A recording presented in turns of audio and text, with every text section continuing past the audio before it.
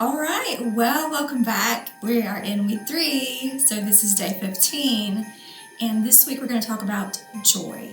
And I don't know about you, but I could really always use extra joy in my life. We live in such a hurried, fast paced, discouraging, challenging world. And if you are not careful, you can attach joy to your circumstances.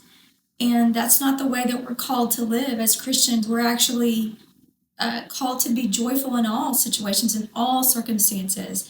We're called to rejoice in everything. But that can be really difficult when you've gone through an extended, long period of time where you have felt joyless and things have been challenging and difficult. But I want to talk to you today about when joy comes looking for you and me. And I love that we have a God that is not okay with us feeling sad and depressed.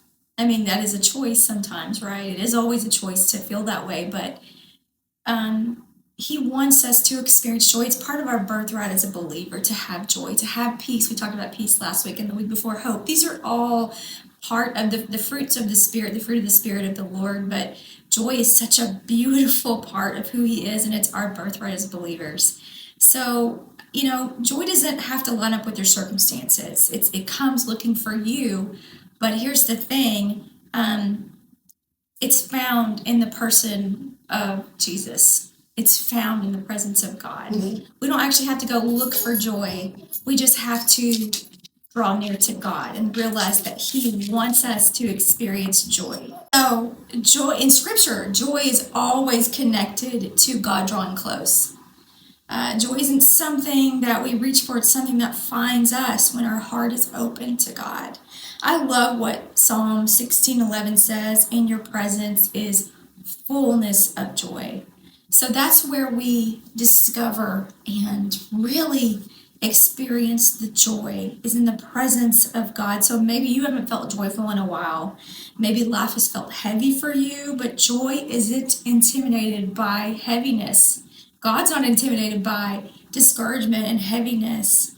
Joy steps into places where you feel forgotten, overlooked, tired, stretched thin, and it quietly says, I'm still here, you're not alone. So the reason that we always can have joy in every situation is because our God always prevails.